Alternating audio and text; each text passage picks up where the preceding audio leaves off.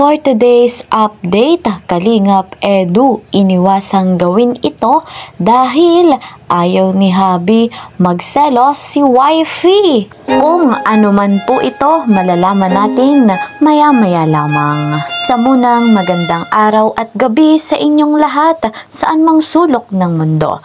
Mega love shoutout po sa lahat ng kamember ko ng Karepa.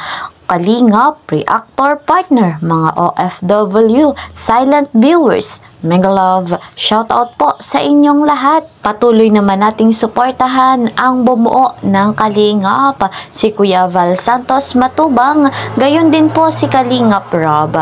Patuloy po nating tangkilikin ang kanilang mga vlogs. Kasama po ng kanilang may bahay, Ate Edna Vlogs and Jackie Tapia. Sa hindi pa po nakakapag-subscribe sa kanila, please po isubscribe nyo po. At doon makikita ninyo kung gaano kabuti ang kanilang puso. Napakarami na po ng kanilang natulungan. Maraming pabahay, scholarship at financial assistance. Kaya naman po, deserve nila na tangkilikin natin at suportahan ang kanilang YouTube channel. Muli naman po akong naglalambing, ang inyong lingkod, Kalingap Kel.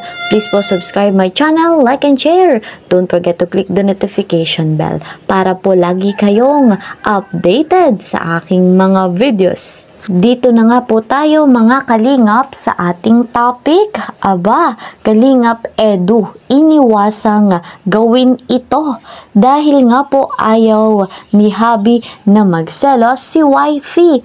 Ang tanong, ano po kaya ito? Kung inyo pong natatandaan, yung birthday celebration ni Bibi Carla, 19th birthday, ayan, belated happy birthday, Bibi Carla. Ayan, bahagi po ng kanyang celebration, meron pong pa-games. At eto nga pong si Papa Eds ay game na game sa palarong ito. Ang birthday celebration na ito ay hosted by Sir Alvin. Kilala naman natin si Sir Alvin, napakahusay na MC. At eto nga po, yung kanyang palaro ay nakakatuwa.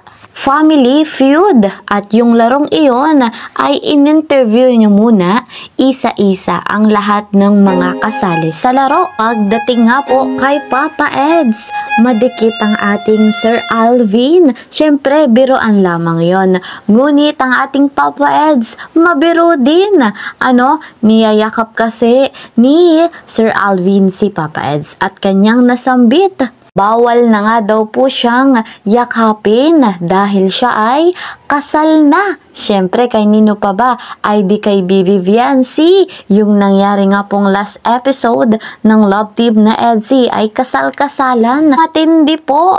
At eto nga po mga Kalingap ay nagpapatunay na iniiwasan niya yung ganong bagay bagamat pabiro ang lahat ng nangyaring iyon.